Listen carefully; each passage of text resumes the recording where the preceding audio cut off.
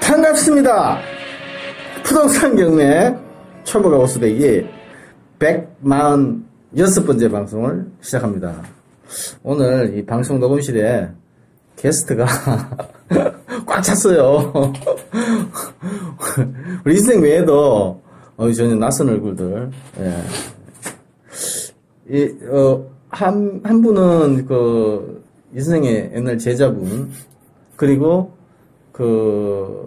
나머지 두 분은 부부가 오셨는데,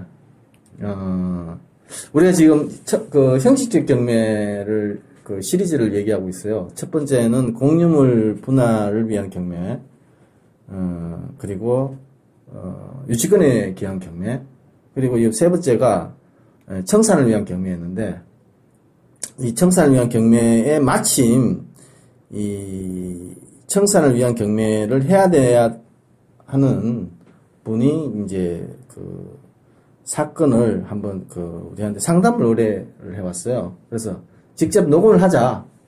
그래서 이제 이 자리를 두 분을 모시게 됐습니다. 네. 이렇게 우리 이 선생님부터 인사를 해주시죠. 안녕하세요. 이태섭입니다. 안녕하세요. 황금손입니다. 네.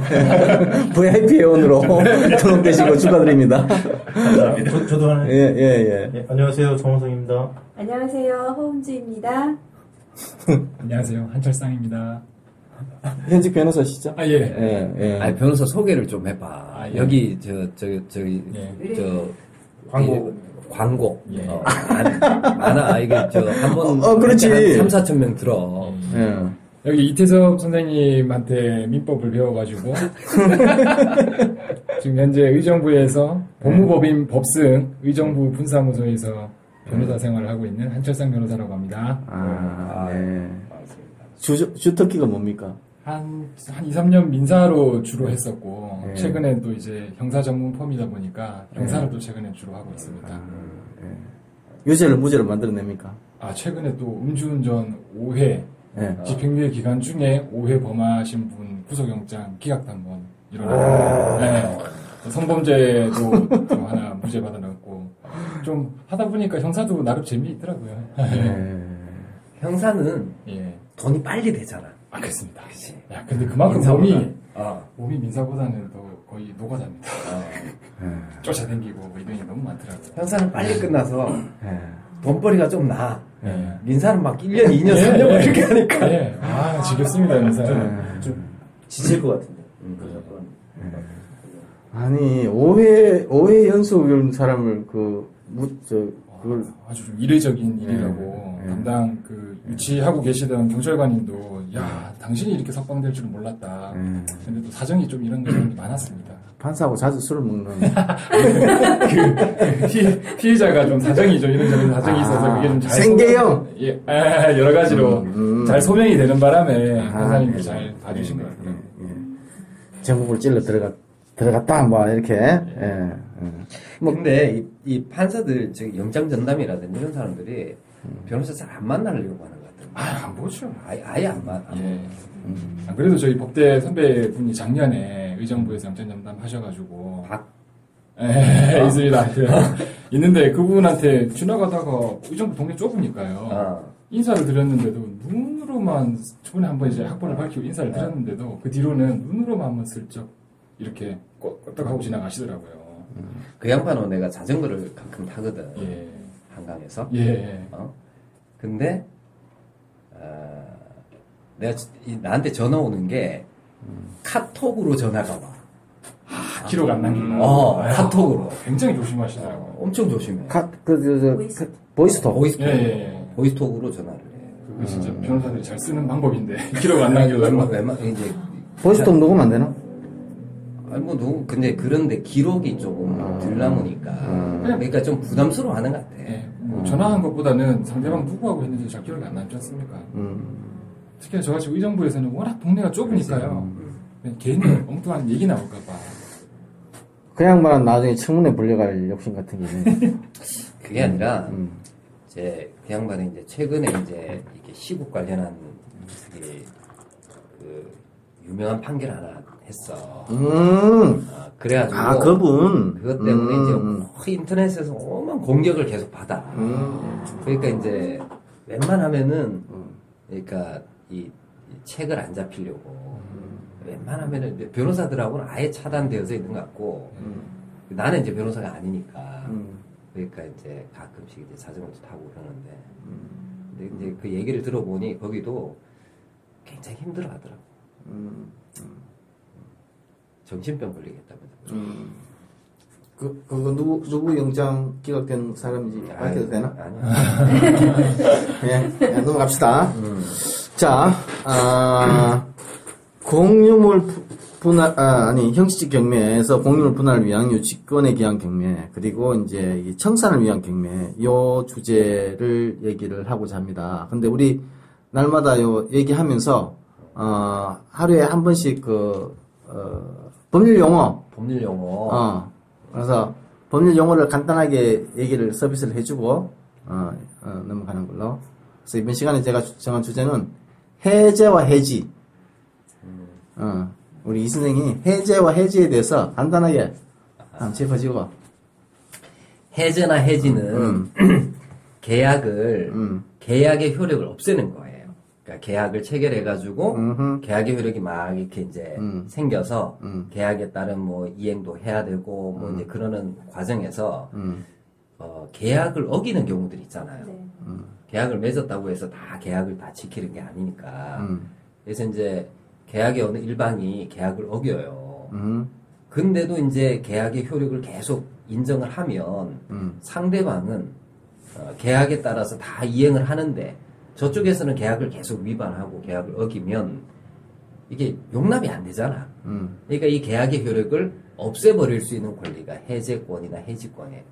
그래서 해제나 해지는 그냥 일방적으로 계약의 끝, 계약을 종료시키는 건데 해제는 똑같아요. 둘 다 계약 위반을 이제 전제로 하는데 해제는 계약이 아예 체결되지 않았었던 때로 되돌리는 거예요. 계약이 체결되지 않았었던 때. 그럼 원상 회복 의무가 그렇지. 남게 되겠네. 그러니까 이제 계약에 따라서 받은 것은 다 토해내고 이제 그렇게 이제 하는 게 해제. 그다음에 해지는 이게 그 해지한 때로부터 이제 계약을 끝내는 거예요. 그러니까 임대차는 해제가 아니라 해지야. 앞으로 끝. 임대차에서는 죽었다 깨어나도 해제는 없나? 그 계약에 따라서 그러니까 뭔가 이행하기 전에는 해제가 가능할 수 있어요. 뭐 예를 들어서 임대차 계약이 종료되는 거 이게 해지잖아. 근데 임대차 계약을 해제한다라고 했을 때 원래 돈 받을 놈이 지가 그 임대인이 아니었던 거야.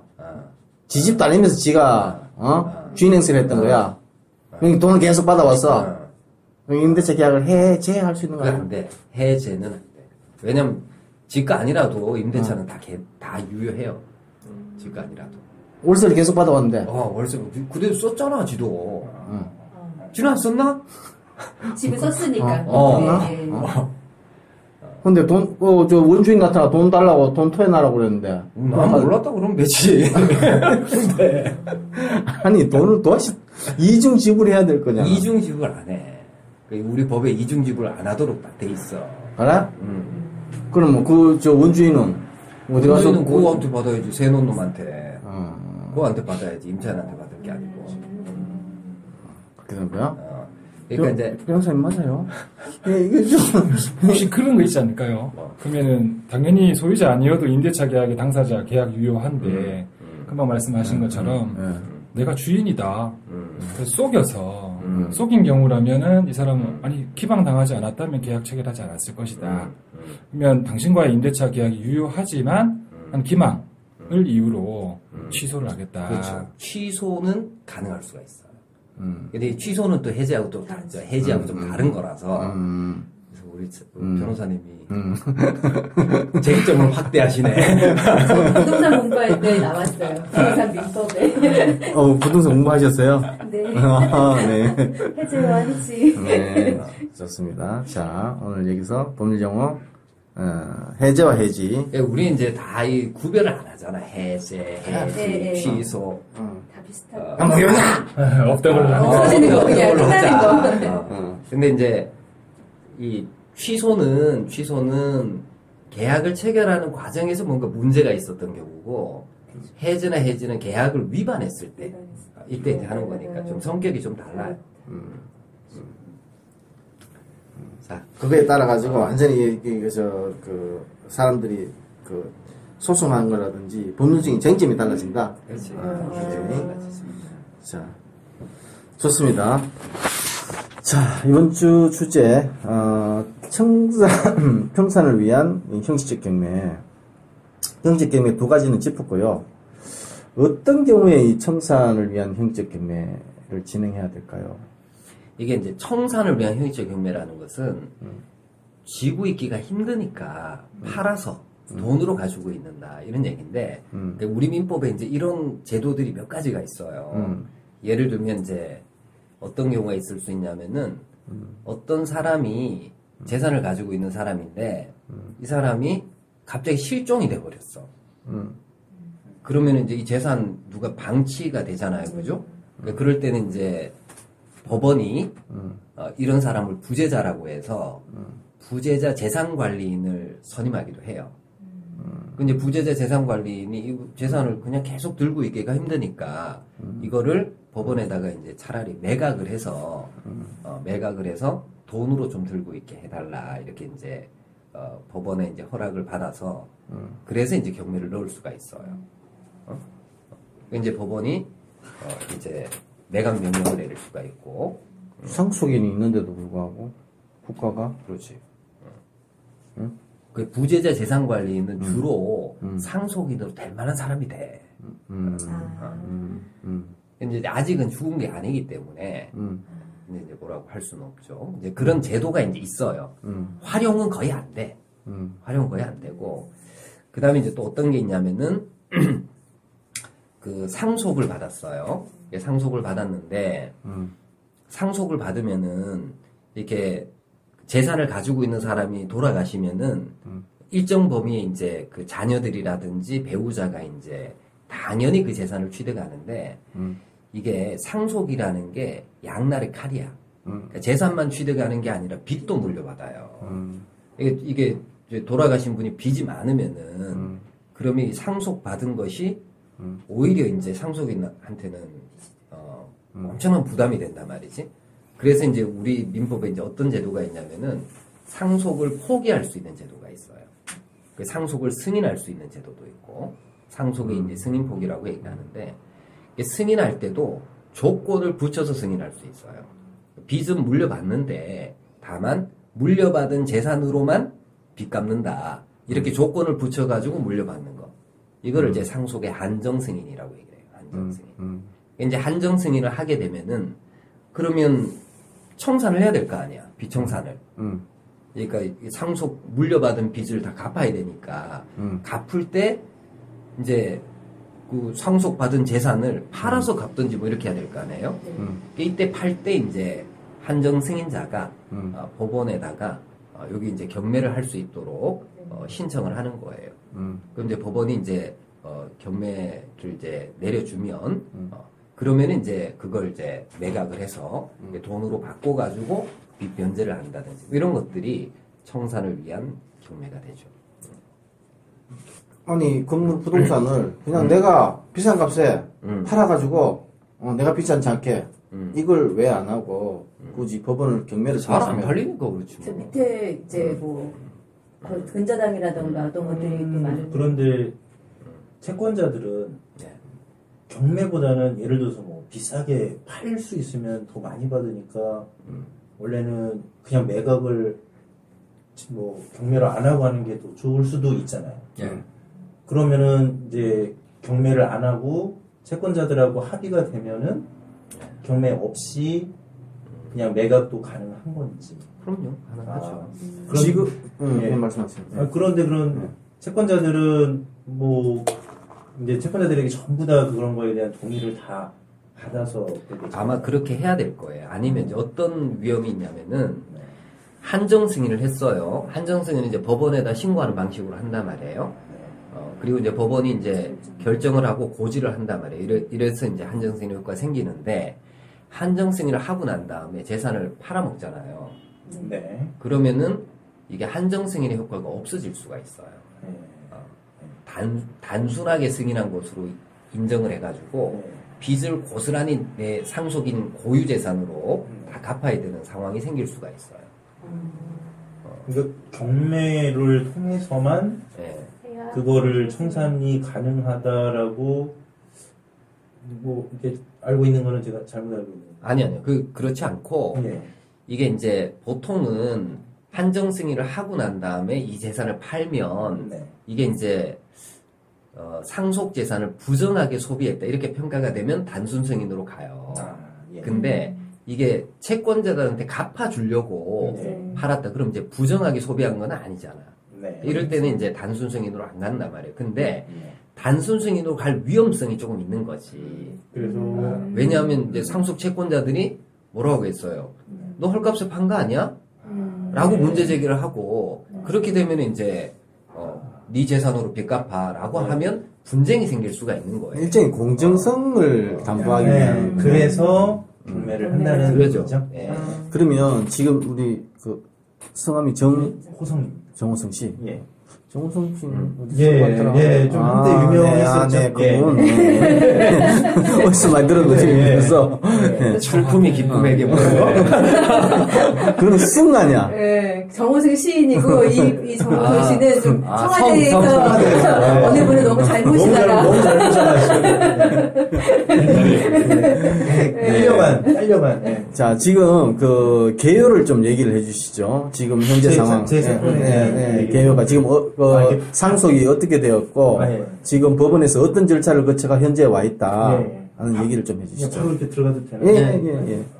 제 걸 너무 빨리 하는 것 같아요. 근데 지금 약간 사건 진행 중인데 거기 이렇게 들어가는 뭐 회사 이름이나 이런 거 너무 직접 얘기하면 혹시 거기서 들었을 때 제가 좀 이게 무슨 이해관계가 걸린 게 아니라 당연히 돈 갚아야 되는 사람 아닌가요? 그 채권자들 아닌가요? D회사라고 하죠. D회사. 알겠습니다. D회사, 이니셜로 역사 속에 사라진 D회사. 말씀드리겠습니다. 좀 아버님이 이제 돌아가신 다음에 사실은 이제 상속 포기냐 뭐 한정승이냐 여기서 좀 갈등을 하다가 뭐 상속 포기를 하게 되면은 그런 뭐 사돈의 뭐 8천 어쩌고 뭐 이렇게까지 문제가 될 수도 영향이 있죠. 된다고 그래가지고 좀 너무 그렇게까지는 안 될 것 같고 그래서 제가 이제 삼형제인데 형제 둘은 그러니까 상속인이 딱 삼형제밖에 없어요. 이제 어머님은 상속인이 안 되고 그냥 삼형제만 이제 상속인인데 형제 둘은 상속 포기를 하고 저만 한정 승인을 받기로 했거든요. 근데 아버님 재산 중에는 부동산이 있습니다. 필지가 좀 있는 게 산인데 뭐 이렇게 뭐 굉장히 이렇게 어디에 많이 나가는 어디에 있는 산? 저기 순창 쪽에. 순창 전북. 공원 내.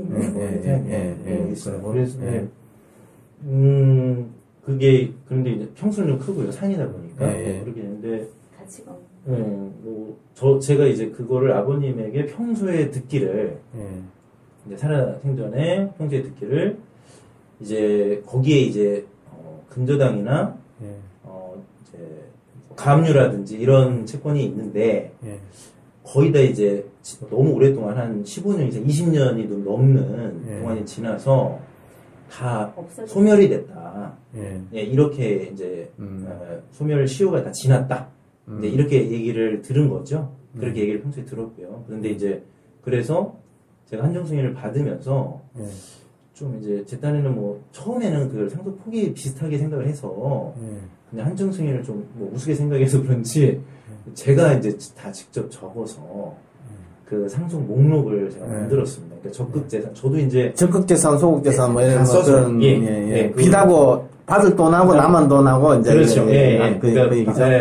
받을 돈 재산, 뭐 적극 재산, 뭐 빚, 뭐 소극 재산 이렇게 해서 사실은 이 용어들도 제가 하면서 다 지금 알게 된 거예요. 전혀 모르는 세계인데 원래 깜빵에 한번 딱 들어가서 변호사 돼요. 1년만 지나면 변호사 돼요.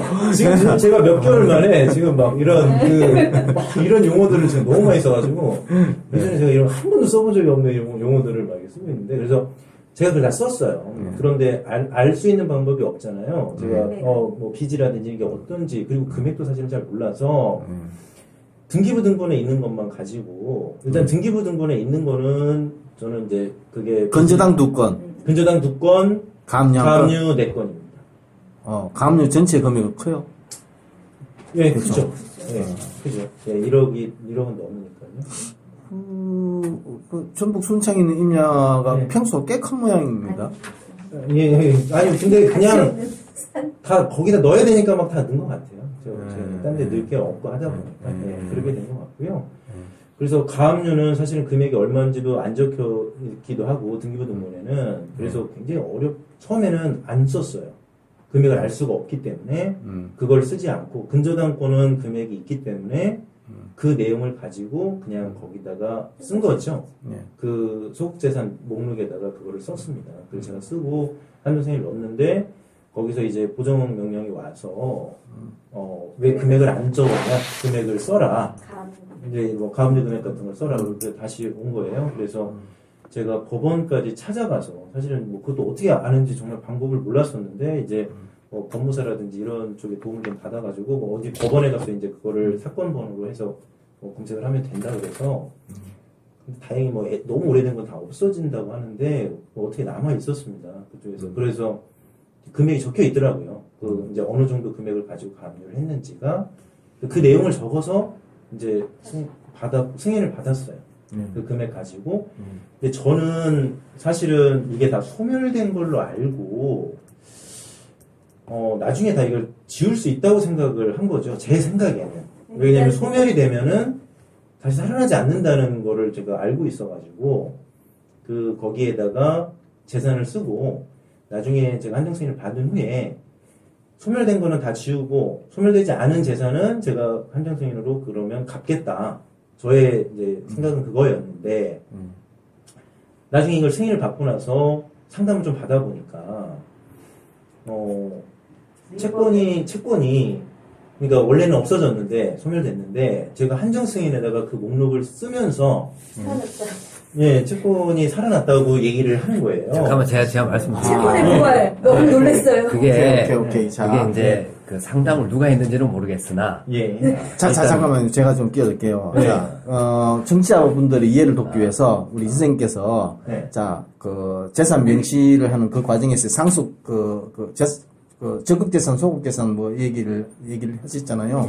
그 적극재산이 뭔지, 소극재산이 뭔지, 뭐 요런 그 설명을 좀 해주고, 그러니까 적극재산은 그냥 우리가 흔히 아는 재산이고, 소극재산은 빚이에요, 빚. 빚, 물려받아야 될 빚. 이게 이제 소극재산이고.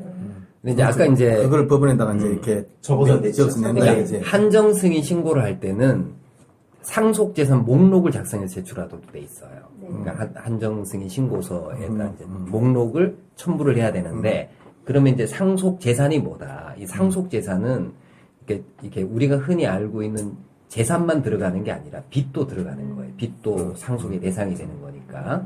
그래서 이제 그걸 나누어 가지고 이제 기재를 해서 제출하게 이제 해요. 자, 그리고 이제 그 빚을 그러니까 가압류 되어져 있는 4건, 그 다음에 근저당 되어 있는 2건, 요걸 이제 제출했다 그랬잖아요. 근데 이제 가압류 되어져 있는 채권이 너무 오래전에 있었던 것이라서 시효로 소멸했다. 라고 이제 아버님이 말씀하셨다는 거 아니에요? 근데 소멸하지 않습니다. 그게 이제 왜 그러냐면, 채권 가압류는, 그러니까 어떤 가압류를 하게 되면은 그 채권의 소멸시효가 중단이 돼요. 그럼 언제까지 중단이 되느냐? 가압류의 효력이 유지되는 동안은 계속 중단된 상태예요. 등기부에 설정되어 있는 동안 끝까지 간다는 얘기네. 등기부에 가압류 등기가 되어져 있는 동안에는 계속해서 소멸시효가 중단된 상태이기 때문에 시효가 소멸했다가 다시 살아난다는 것은 일단 옳지가 않아요. 그 어디 가서 잘못 들은 거다. 그러니까 원래부터 있었다. 원래 소멸이 안 그렇죠. 됐단 말씀이죠. 중단만 돼 있었던 그렇죠. 거다. 중단이 되어져 있고 소멸이 안 돼 있는 상태고 예. 이게 만약에 이제 소멸이 됐다면은 네. 한정승이 신고서에 소유재산으로 기재를 했다고 해서 네. 그래서 다시 살아나지도 않아요. 왜냐하면 네. 그 이제 그런 걸 이제 시효이익의 포기라고 얘기를 하는데 예. 시효이익의 포기는 벽에다 대고 해가지고 포기가 안 돼요. 채권자한테 포기를 해야 돼요. 채권자한테. 근데 이제 한정승이 신고서에 기재해가지고 어디에다 제출했을 뿐이에요. 법원에다 제출했을 뿐이기 때문에 예. 이걸 포기라고 볼 수도 없어요. 포기 요건이 안 갖춰진 거예요. 그러니까 이제 그 상담을 누가 했을지는 모르겠으나 선생님 정말 궁금한 게 그래서 보통 저희가 알기로는 빚을 이제 받아야 될 사람도 의무가 있다라고 저도 들었거든요. 계속 그런 권리 행사를 하기 위해서는 뭐 몇 년에 한 번씩 뭐 이렇게 보내야 된다. 그렇죠. 그러면 너도 의무를 행사하지 않았으면 권리가 없는 거야. 그렇기 때문에 저는 그게 10년이란 어떤 그런 소멸시효가 있다라고 이제 저는 그렇게 그러니까 알고 있었거든요. 권리 행사가 계속적으로 유지되고 있는 거예요. 가압류가 되어져 있으면. 아, 그거를 권리 행사로? 그것도 등기부라는 공신력이 상당한 서류에 돼 있으니까 그 이상으로 어떤 그 사람이 뭐 개인적으로 뭔가 돈 갚아 내용 뭐 이렇게 증가를 보내거나 보내거나 청구를 하는 거 이상으로 확실하게 권리 행사를 하고 있잖아요. 그래요? 그러면 완전히 잘못 알고 완전 잘못 알고 근데 있었어요. 어디서 그런 얘기를 듣고 오셨어요? 몇 번. 솔직히 말씀드리면 한 두 군데 있는데 다 그런 똑같은 얘기를. 어디 법무사. 우리와 이 정도, 네. 예, 변호사 사무실과 법무사 사무실 다. 뭐 사무장 뭐 이런. 법무사님, 뭐. 고스톱 쳐서 받는 분들이니까. 사자를. 왜 그러냐면 등기부 등본을 제가 보여드렸어요. 네. 그 등기부 등본을 딱 보더니 그 가압류한 날짜를 보잖아요. 딱 보더니 이거는 뭐 채권 이건 다 지났어요. 다 이렇게 얘기를. 그게 이제 잘못 알고 있는 그 거예요. 취소 소송 내가지고 이거 취소하고 그러니까 이제 하라. 예. 그게 이제 우리 판례 중에 가압류를 신청하고 가압류가 등기부에 딱 되면 그때부터 다시 소멸시효가 진행할 거냐 아니면 가압류가 있으면 그냥 시효가 중단된 채로 그냥 계속 쭉 갈 거냐 이거 가지고 이제 논란이 있어요. 논란이 있는데 우리 대법원은 가압류 효력이 유지되는 동안에는 계속해서 중단된 상태다라는 게 이제 판례 대법원 입장이에요. 그래서 이 등기부에 가압류가 딱 돼 있으면 그럼 계속 중단된 상태예요. 그럼 사실은 어떻게 해야 되느냐 하면은 가압류를 없애야 되죠. 가압류를 이제 없애려면은 그러면 이제 가압류 채권자를 상대로 법원에다가 본안 소송 제기하라고 명령을 좀 내려주세요. 이렇게 이제 신청을 하면 그럼 법원이 이제 그쪽에다가 너 소송 제기하려면 빨리 제기해 이렇게 이제 명령을 내려줘요. 네네. 근데 그걸 기간을 정해가지고 명령을 내려준단 말이지. 그러니까 이제 그 기간이 지나도록 소송을 제기하지 않으면 그러면 그때는 이제 가압류를 취소해 주세요라고 요구할 수 있어요. 그게 그럼 본원 소송, 취소 소송을 두 번 하는 건가요? 아니에요. 같은 건가요? 그러니까 내가 법원에다가 요 부동산 소재지 법원에다가 가압류가 되어져 있는 사람이 4명이 있는데 이 사람들이 예전에 가압류를 걸어놓고 소송도 제기하지 않고 이렇게 이제 방치를 해두고 있으니까 그러니까 빚받을 거 있으면은 우리한테 소송을 제기하라고 그러니까 소송 제기하면 돈이 들잖아요. 소송을 제기하라는 명령을 내려주세요라고 신청을 하는 거예요 법원에다. 그럼 법원이 가압류 채권자들한테 너 소송 빨리 언제까지 제기해 이렇게 명령을 내려요. 이거를 이제 어려운 용어로 본안의 재소명령 신청이라고 얘기합니다. 그거 몰라도 좋고. 어려지가 않아 이랬잖아. 쉽고 재밌게. 그렇게 하면은 욕하면서 그 가압류 채권자가 컨셉 방송이 됐잖아. 거의 강의가 돼버렸네. 강의가. 이제 가압류 채권자가 그 기간 안에 소송을 제기를 해야 되고 제기를 하지 않으면 그러면 이제 우리가 뭐 할 수 있어요. 법원 보고 이제 소송도 제기하지 않았으니까 이거 가압류를 취소해가지고 없애달라 이렇게 요구할 수 있어요. 자, 그럴 가능성이 있을까요? 그 사람들? 가압류권자들? 너무 오래돼서. 근데 여기서 포인트가 사실은 좀 그 가압류권자들 죽어버리가 없다. 예, 사망하신 분도 계세요. 그런데 그러면은 그것도 상속인으로 가겠죠? 근데 만약에 이제 그거를 만약에 그쪽에서 그러면 내가 본안 소송 하겠다라고 할 수 있는 게 무슨 등기부밖에 없는 아니 건데. 등기부가 아니라 갖고 있어야 되겠죠? 그러죠. 그걸 써준 게 갖고 예. 있다면 예. 그거를 그거는 알 수가 없는 거죠. 그러니까 20년 전 써준 그거 한 장이라도 있으면은 이 사람들이 대응할 수 있는, 그러니까 소송을 그 사람들이 이제 한다면은 본인들도 카드가 있어야 나오잖아요. 그러니까 그 20년 전 그 종이 한 장도 가능한 건지, 아니면 등기부에 써 있는 그거 하나만으로도 있으니. 등기부에 써 있는 거는 안 될 것 같고. 그러니까 어떤 걸 갖고 그 사람들은 나와서 수를 그때는 할 수 있는 아버님하고 건지. 뭐 이렇게 계약을 맺었던 뭐 그런. 그게 그러니까 20년 전 한 거 한 장도 되는 건지, 그럴 수 아니면 있겠네. 꾸준히 뭔가를 요구했던 무엇인가가 있어야 자기가 되는지. 채권이 있다는 걸 적극적으로 항변하거나 증명하지 못한다면 그런 경우에는 가압류가 어떻게? 본안 소송에서 패소할 수 있을 수도 있잖아. 그럴 수도 있죠. 예. 그 가압류 채권 금액을 어떻게 확인하셨습니까? 사건 번호.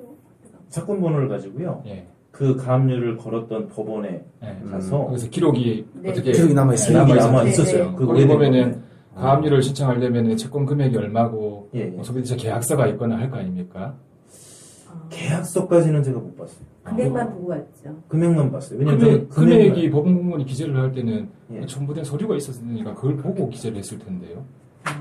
그래요. 그게 기록에 남아있겠다. 그러면 제소명령 신청을 하면 예. 법원에서는 집행법원에서는 보통 제소명령 결정을 하고 한 넉넉하게 한 4주에서 6주 정도 있으면은 네. 상대방에게 시간을 줘요. 4주에서 6주 정도를. 예. 이 안에 소제기를 해라. 네. 안 하면 바로 넌 이제 제소명령 신청 불응했으니까 네. 그 결정을 받으면 우리는 가압류 취소를 해버리면 되는 거예요. 네. 그럼 제소명령 신청이 송달이 돼야 돼요. 네. 송달은 만약에 돌아가신 분이 있다면 네. 그분 상속인들의 주소를 찾아서 우리가 송달을 해야 되는데 네. 만약에 주소를 우리가 모르면 네. 법원이 또 보정명령이라는 걸 해요. 예. 내가 주민등록 초본을 뗄 수 있는 권한을 줄 테니까 예. 주소를 알아가지고 주소 네. 보정을 해라. 예, 예. 그래서 이제 도달을 하게 되면 상속인들은 그래 채권을 확인할 수 있는 증거들이 없을 수 있겠죠, 이 사람들도. 예. 근데 혹시나 지금 채권액을 아신 것처럼 예. 그에 관련한 증거가 법원에 혹시 남아 있으면 네. 이 사람들 혹시나 그거를 찾아가지고 소를 제기할 여지도 조금 있지 않을까. 그것만으로 충분히 되나요?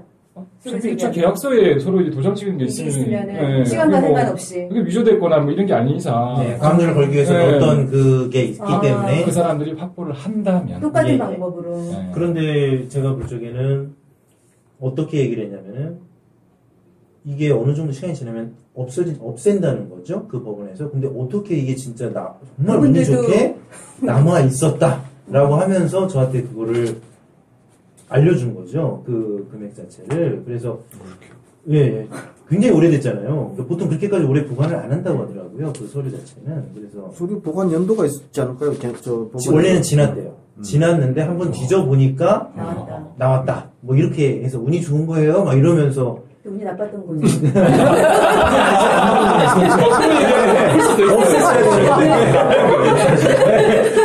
공무원들이 일을 안 했다. 없앴어야 되는데 배우로서 안 없애가지고 그걸 다 없애버렸어야 되는데 그런데 그거를 가지고도 있을 수 있잖아요. 사실은. 왜 그러냐면 그게 어떻게 될지 모르니까. 가지고 있는데 여태까지 볼 얘기는 안 했어요. 저도 그거예요. 가지고 있는데 아무것도 하지 않았어요. 아버지가 그거를. 하는 거를 저는 모르시는 왜 상속인이 그러냐면은 그 땅의 값어치를 봤을 때 근저당이 1순위잖아요. 근저당권자가 더 크게 금액이 있기 때문에 본인들이 나서봤자 받을 게 없다고 생각해서라고 저는 생각합니다. 그리고 또 하나는 제 생각에는 한정 승인을 위해서 제가 만약에 소를 제기하라고 만약에 한다면 그 사람들은 경매를 불러도 받을 게 없어요. 그러니까 결국은 그렇게 적극적으로 대응해봤자 받을 게 없다는 얘기는 근저당권자가 갖고 가는 거죠. 오케이. 왜냐면은 감정가 자체를 저는 잘 모르는데 그러니까 경매를 부르게 되면 감정가로 시작하는 거 아닌가요?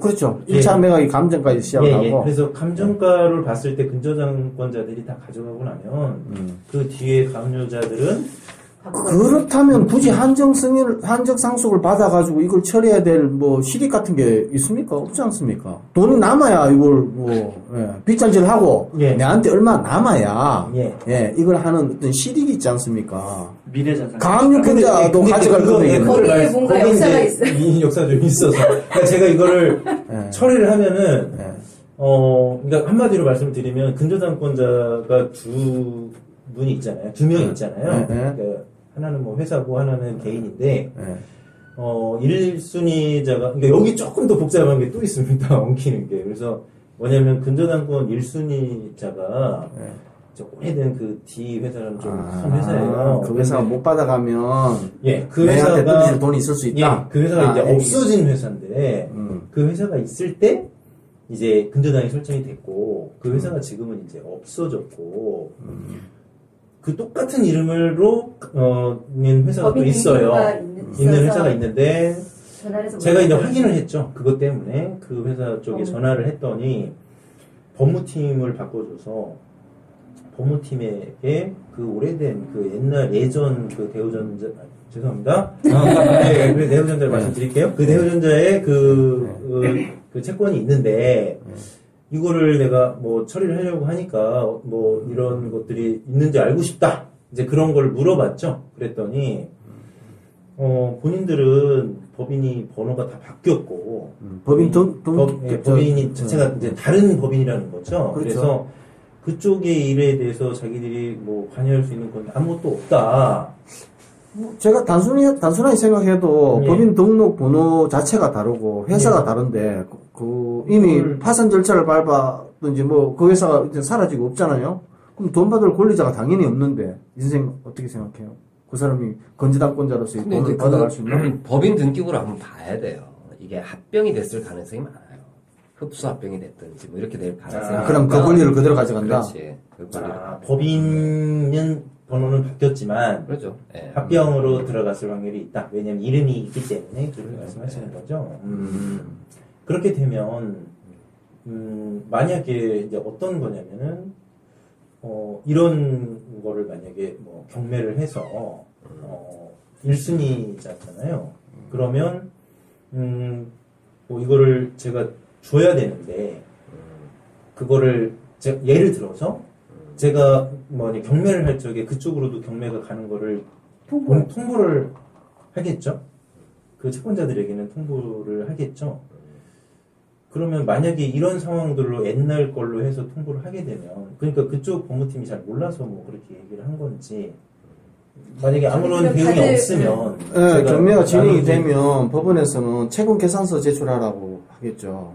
그걸 만약에 안 보내게 되면 의미가 없는 거게 되겠죠. 이게 이제 원래 이제 한정 승인에 의한 경매에서도 그 우선권 있는 채권자들, 그러니까 담보권자들은 그 한정 승인에 의한 배당 절차에 따라서 배당을 받는 게 아니고 이 사람들은 그냥 경매 매각 대금으로부터 배당을 받아요.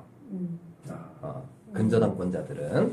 근데 이제 근저당권자들은 채권 계산서를 제출하면은 그 계산서 금액에 따라서 배당이 이루어지고 채권 계산서를 제출하지 않으면 채권 채권만큼 배당이 가요. 채권 채권만큼.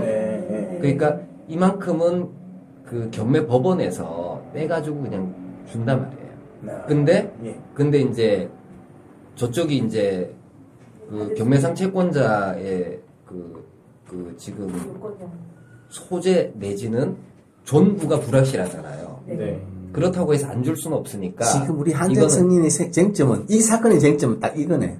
그 회사가 돈을 받을 권리가 있느냐 없느냐. 그러니까 이거를 공탁을 하게 돼요. 공탁을 딱 하고 그러니까 이제 상속인한테 주지는 않습니다. 그거 다 빼고 남은 것을 가지고 그다음에 이제 일반 채권자들에게 이제 청산하라고 그렇게 할 거다 말이에요. 공탁에도 시효가 있지 않나요? 그러면 나라가 1년이고 뭐 1년 뭐 얼마 사이에 내가 공탁하고 있는데 그 사이에 그러면 너네 그 회사 있으면 갖고 찾으러 와 공탁금을. 근데 너네가 안 찾으러 오면 그러면 그걸 법원이 꿀꺽 하는 건지, 1년이 가도 안 찾아오니까 이제 너한테 이것도 개인의 하나의 재산인 거잖아요. 그럼 법원이 그걸 마음대로 이 개인의 재산을 침해해서 꿀꺽할 수 있는 건지. 국가가 가져가는 건지, 네네. 다시 그 소유자한테 돌려주는 건지, 안 받아가면. 계속 안 받아. 어떤 공탁에도 시효가 있어서 돌려주는 건지, 그 개인에게. 판결 내려봐. 개인, 이제, 채무자는 네. 공탁을 딱 하는 순간에 빚을 면했어요. 네. 그죠? 네. 그 다음에 이제, 공탁을 받아야 되는 사람은 이제 채권자가, 네. 공탁금 출급 청구권이라고 하는데, 이 청구권자가 되고, 네. 이 공탁금 출급 청구권의 채무자는 국가예요. 그래요? 그래서 출급 청구권의 소멸시효가 완성이 되면은, 네. 그러면 국가가 꿀꺽이에요. 채무를 면하게 되는 것이고, 네. 그리고 국고에 귀속됩니다. 헐. 그래서 채무자가 찾아가는 게 아니에요. 아니에요. 혹시 여기서 네. 회사의 존폐가 좀 의심이 가지 않습니까? 그러죠. 네. 그러면은 회사가 이제 상대로 일단 생각할 수 있는 게 채무 부존재 확인의 소를 한번 제기해 보던가. 그러니까 이제 그런 방법이 네. 미리 이제 해야 될 조치예요. 그러니까 근저당권 등기를 아예 없애버리는 그렇죠. 거죠. 미리 그러니까- 해야 될 게. 그러니까 이제 아예 이제 채무 부존재가 아니고 근저당권 말소 소송을 제기를 하는 거예요. 근저당권 등기 말소 소송을 제기를 하는데 오케이. 이게 이제 근저당권 등기는 그 채권이 있을 때만 유효할 수가 있고 채권자가 근저당권 등기 해놨다고 해서 소멸시효가 중단이 되는 게 아니에요. 이게 가압류하고 달라. 네네. 그러니까 이제 이 5천만 원 채권이라는 것이 채권 최고액 5천만 원인데 네. 아주 옛날에 있었기 때문에 소멸시효가 완성될 가능성이 아주 높아요. 그는. 예. 근저당. 비싼 거 그러면 채권이. 근저당권자는 가압류하고 다르게 그쪽에서 소송을 하지 않았으면 그러죠. 소멸시효가 진행하는 거예요. 그거는. 그거는 진행이 되는 그거는 진행을 해서 그래서 반대로 알고 있었어요. 근저당권이 훨씬 더 그분들이 큰- 혹시나 아버님에게 무슨 청구를 했다 뭐 이런 것 저는 남은 제가 게- 얘기를 듣기로는 왜냐면은 직접 소송이 되는 거를 제가 뭐 보지를 못했기 때문에 근데 평소에 이제 말씀을 계속 하시는 거를 들으면 알 수가 있잖아요. 근데 약간 이런 생각을 했어요. 대구 전단이 예. 네. 굉장히 옛날이고 예. 이분들이 회사가 이렇게 되면서 엄청나게 많은 채권들이 있을 텐데 네. 네. 관리가 안 돼가지고 다 소송할 수가 그 없겠죠. 이전에는 몇 번 청구를 하다가 회사가 이렇게 네. 되면서 그래서 까먹어버린 부분이 그렇죠. 있지 않을까. 그래서 네. 예. 네. 그 근저당권자 말고 밑으로도 많다 그랬잖아요. 가압류도 있고. 네. 근데 왜 네. 아무도 뭐 임의경매라든지 이런 거 신청을 하신 분이 없나 봐요. 근저당이 있으니까 아마 그 가압류하신 분들 안 했을 것 그러니까 같고. 제 생각에는 그분들이 등기부 보고 네. 돈 남을 금액이 없으니까 무인으로 네. 취소될 거다. 말씀드리면 감정 예, 나누다. 그 이순희자가 큰 이모인데 큰 이모는 이게 큰 이모님은 어떻게 본다면은 좀 저희 편이에요. 그냥 말씀을 드리면 그냥 안 받아도 된다. 그거 뭐 제가 봤을 때는 그 건저당권은 다른 채권자들을 막기 위해서 아버지하고 이제 이모하고 네. 통화해서 했을 가능성도 있을 것으로 보인다. 네, 뭐 자세히 그래서 내막을 내가 모르겠습니다. 그냥 방법을 가르쳐 줄게. 어떻게 해결을 알려주시면 자, 우리가 실제로는 이게 지금 우리가 좀 이상이 됐는데, 자, 다시 한번 정리를 할게요. 근데 좀 조금 이제 우려되는 게 원래 제가 말을 하면 안 되는 게 지금 여기 나와서 아, 대우전자? 아니요. 이런 그 뒤에 거.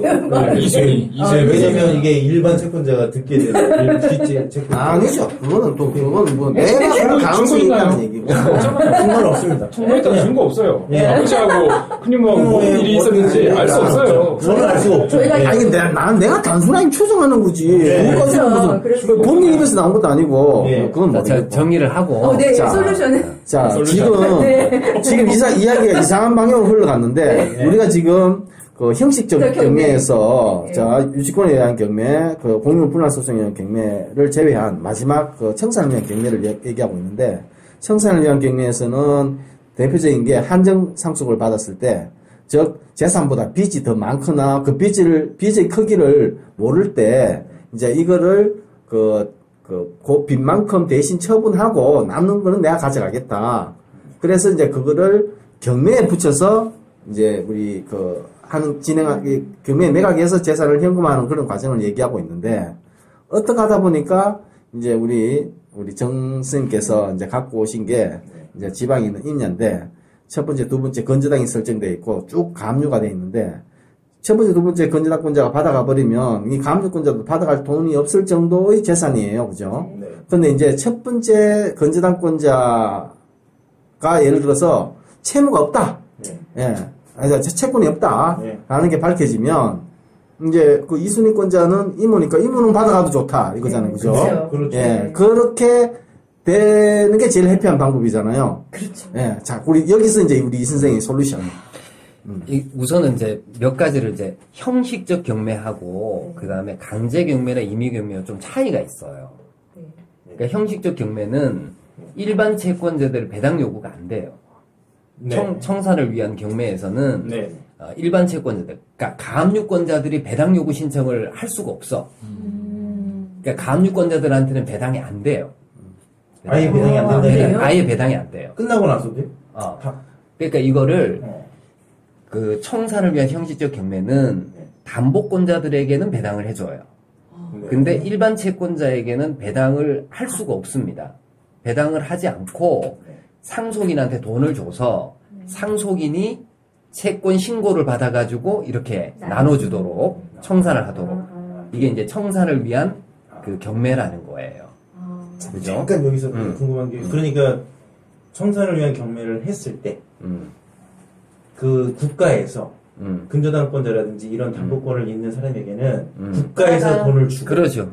먼저 국가에서 먼저 다 떼주고, 돈이 남는 게 있으면 상속인에게 그 돈을 줘서 나머지 채권자들을 알아서 나눠서 잘 그렇죠. 줘라. 이런 식으로 한다. 그런 식으로 처리해요.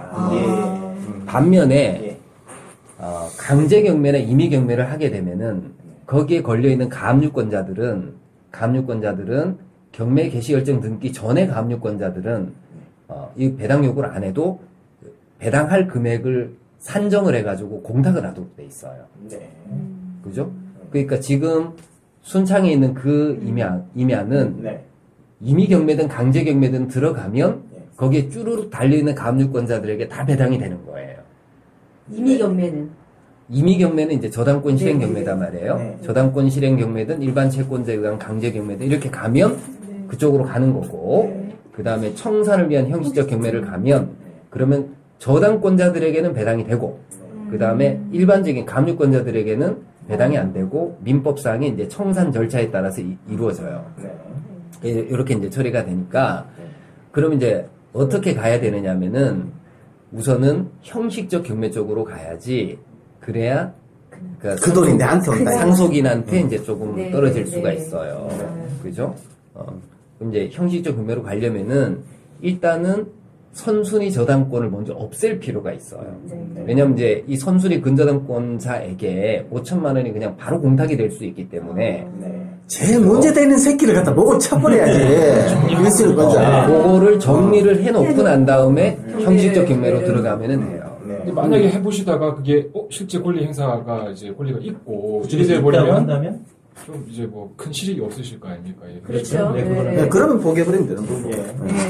그럼 이제 어떤 식으로 하느냐면은 그 D 회사를 피고로 해가지고 피고로 해서 근저당권 말소 청구 소송을 제기를 하는 거예요. 비담보 채무가 이미 변제로 없어졌거나 시효완성으로 없어졌으니까 이제 소송을 제기를 하는 거예요.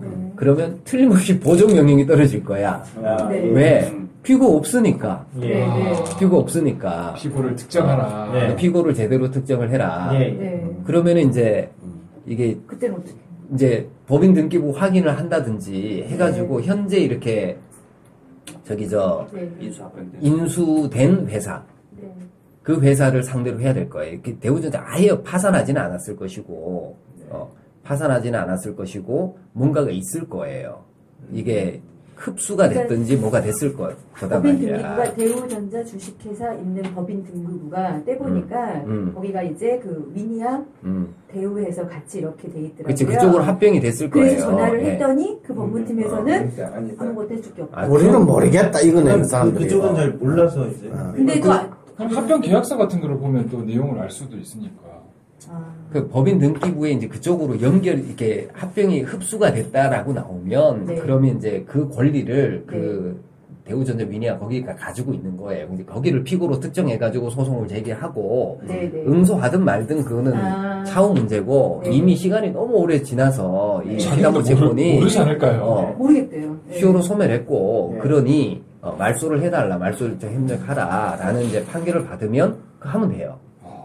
네. 그렇게 해서 말소를 하고 네. 그 다음에 이제 형식적 법원에다가 경매. 형식적 경매 신청을 해서 네. 그래서 받아가지고 형식적 경매를 하고 그러면 이모님한테만 아마 이제 배당이 될 것이고. 자, 잠깐 여기 질문. 건재당권은 등기부에 특정이 되어 있는데 시효로 소멸한다 이 말이죠. 거기에 대해서 설명을 좀 해주시죠. 시간이 있나? 시효가 있나? 시효가 있지. 근저당권의 시효가 있는 게 아니라 근저당권은 어떤 채권을 행사를 행사하지 않아서. 채권을 담보하기 위한 거잖아요. 네. 그죠? 네. 그러니까 그 채권을 행사하지 않고 있는 거지. 얼마만큼 행사하지 않으면. 그게 아마 상사채권일 거예요. 내 생각에 시효기간 5년일 건데 시효기간은 5년일 텐데 벌써 한 20년 전 얘기 아니겠어요? 20년이 뭐야? 30년 이 또래도 제 생각에는 이 또래도 이미 시효가 진화됐기 때문에 상대방이 시효 중단 행위를 했다는 거를 네. 또는 우리가 시효 이익을 포기했다는 거를 네. 증명을 하고 나와야 되는데 네. 아무 관심도 없는 그 회사가 제 생각에는 뭐가 있을까요? 저는 오히려 걱정이 그거를 어디로 상대로 해야 될 걸 찾는 게 더 어려울 것 같아요. 그거는 해보시면 뭐 나오겠네요. 금방 선생님 말씀하신 네, 것처럼 네, 네. 어딘가 하나 나올 거예요. 어딘가 나왔을 때, 그리고 안 나왔을 때, 각각 대응이 다른, 그러니까 상대방이 특정이 됐을 때, 또는 특정이 되지 않았을 때. 법인 등기부 때 봤다며. 네네. 거기 대우 위니아로 돼 있다며. 네네네. 그럼 거기 그쪽으로 특정이 되는 거지. 네네. 예, 근데 그건 이름만 보고 한 겁니다. 법인 등기부 이름만. 그러니까 이제 대우전자 주식회사 법인 등기부를 한번 떼보세요. 네. 그러면 이게 뭐 파산해가지고 소멸했든 아니면은 이제 뭐 청산 완료로 인해서 소멸했든 뭐 이런 식으로 이제 소멸이 그 옛날 대우전자 그러죠. 주식회사 옛날 그 법인 번호를 가지고 그렇게 이제 옛날 걸 한번 하면 법인 등기부를 떼 보면 이 법인이 어디로 흡수가 됐든 아니면 이제 청산이 끝났든 그럼 청산이 끝났으면은 아마 이게 어떻게 돼야 되나? 옛날 법인 등기 청산이 되고 그 법인 자체가 없어졌다. 법인이 없어졌다 그러면 상대방을 특정할 수 없는 거네. 아니지. 이제 그때는 대우전자 주식회사를 피고로 해야 되고 다만 이제 청산 사무가 좀 남아 있기 때문에 특별 대리인을 신청을 아마 해야 될 거예요, 법원에다가. 그래서 특별 대리인을 통해 가지고 이제 말소 판결을 받든지 뭐 이렇게 가야 될 거예요. 그때도 뭐 권리 행사하는 흔적이 거의 없을 그렇지. 테니까요. 시효 소멸을 분명히 밀고 나가면 될 것 같아요. 누군지만 그러니까 누구한테 그거를 계속 소송 제기를 할 건지만 잘 찾으면. 그러니까 대우전자 주식회사가 이미 파산이 됐거나 내지는 이게 완전히 해체가 됐으면 그러면 대우전자 주식회사를 피고로 특정하고 보정 명령이 떨어지면 이제 그 법인 등기부를 첨부를 해가지고 특별 대리인을 선임해 주세요라고 신청을 하면 특별 대리인 해줄 거예요. 그러면 이제 그 사람하고 이제 소송을 해서 그래서 없애버리면 되고 그 다음에 이제 이 법인 등기부를 확인을 해서 다른 회사로 이제 합병이 됐으면 그 합병된 새로운 회사를 상대로 해서 소송을 제기를 하고 그거를 증명할 수 있는 서류를 같이 내면서 그러죠. 그 법인 등기부를 먼저 확인해 봐야지. 그 전에 저희는 이제 현재 것만 잡고 있었는데 봤기 때문에 전에 거는 그러니까 이 사건에서의 관건은 뒤에 붙어 있는 가압류권자가 아니고 제일 윗대가리 1순위 건재당권자의 목을 치느냐 안 치느냐. 그 사람 목이 날아가야 된다 이 얘기가 되겠죠. 우리 선생님께서 명쾌하게 답변해 주셨고 일단은 시효로 그 건재당권이 소멸이 되어야 이 한정 승인을 받고 이제 청산을 위한 경매를 절차를 진행해서 이제 우리 신청인께 의뢰인 상담 의뢰인께서 받으실 어떤 금전적인 이득이 있다. 오케이. 그렇게 정리된 걸로. 근데 이제 한 가지만 좀 덧붙여서 좀 물어보고 싶은데요. 그거를 알다 보니까 사실은 저는 경매라는 것도 정말 모르고 있다가 이게 지금 뭐 형식적 경매 이런 걸 막 처음으로 듣고 거의 뭐 독학하다시피 지금 막 자 실례지만 하시는 일이 미술학원 원장님입니다. 전혀 예술가? 네, 전혀 그런 쪽이 아니어가지고요. 그런데 경매를 하다 보니까 뭐 어떤 얘기를 하냐면은 뭐 공유자 우선 매수 뭐 이런 얘기를 하더라고요. 그러니까 전혀 이 건하고는 관련이 없습니다. 네. 이거는 전혀 거기하고는 연관이 없는 거죠. 예, 알겠습니다. 왜 그러냐면 만약에 제가 이제 상속받은 토지를 만약에 제가 갖고 싶다면 그거를 제가 경매를 받으면 되잖아요. 제가 직접 받을 수가 있나요? 상속자가. 상속인이. 제가 경매를 불렀는데, 형식적 경매를 불렀는데. 입찰에 참여해서, 형적 경매에서 입찰자, 다 참여해도 되지 않습니까? 근데 그게 경매상 채무자가 거기가 되기 때문에 상속인이 될 거 아니에요? 네네. 그죠? 근데 그거를, 원래 경매상 채무자는 매수 신청 자격이 아마 없을 거야. 경매상 채무자가 되는 건가? 그치. 제가 채무자가 되는 거죠. 경매상 채무자가 되는 거죠. 빚 갚아야 될. 그렇네. 그건 안 되는 거네요. 저 사모님이 받으시면 그렇죠. 그렇네요. 저만 아니면 되잖아요. 그렇죠. 부부야. 공유자 우선 매수 신청 얘기했는데, 아까 형제 두 분은 상속 포기했으니까, 그럼 뭐 공유자라고 할 것도 없지 않습니까? 그런데 그러니까 향속인만 아니면 아무 상관이 없는 거네요. 근데 이거는 공유자는 전혀 상관이 없다는 말씀이죠. 공유물도 아니었고, 지분도 아니었고, 그 부동산 전체가 아버님 단독 소유였죠. 그렇죠. 그러면 그런 의미가 없는 거죠. 근데 이제 근저당권 말소 소송은 이게 피고 특정하는 문제라든지 이런 게 조금 어려움이 조금 있을 거예요. 시간이 많이 걸릴 수도 있고. 시간이 좀 걸릴 수도 있고 하니까 그거는 본인이 하지 말고 이거는 이제 변호사한테 맡기는 게 우리 안 변호사한테 맡기는 게 왜냐면 잘 왔네. 보자마자 말한 거 쓰고 잘 보시고 왔네. 저희도 맡기고 싶은데 명함 사건 당하잖아. 이 사건 근데 고민하는 게 아니시나요? 여기서 바로 여기서 사건 수임되면서 잠깐만 우리한테 소개비 주고 양쪽에서 흔들한데요? 마시는 거 제가 보시고 왔습니다. 제가 보시고 왔으니까. 야 여기서 바로 거래가 이루어지면서 저한테 맡겨주시면 실력이야 제가 아니고 교수님이 선생님이니까 나중에 저희 뭐 어떤 문제가 있으면 담보 책임을 져주시면 정말 꼼꼼하게 잘 가지고 하나에서 그렇게 자 법리적으로 문제 부딪혔다 그럼 일로 전화할 거예요. 그럼 여기서 이제 먼저 문제를 풀어줄 거고 현장에서 뛸 거고 그렇죠. 한 방에 다 해결해 버렸네. 이렇게 해서 버틴 거 도모해도 괜찮은 거예요. 그런데 그럼 한 가지 또 궁금한 게 그러면 이제 이거를 그 피고인을 또 이제 특정해야 되는 것이 있고요. 또 소송도 해야 되고 그다음에 또 경매도 해야 되고 이러면 최종적으로 다 이게 해결이 되려면 그래도 한 1년, 2년 이렇게 걸리겠네요. 내 생각에 이게 근저당권 말소 소송이 그다지 오래 가지는 않을 것 같아요. 저쪽에서 대응하지 않으면 저쪽에 대응하지 않으면 불출석 하면은 이제 자백이 돼서 빨리 처리가 될 수 있을 거예요.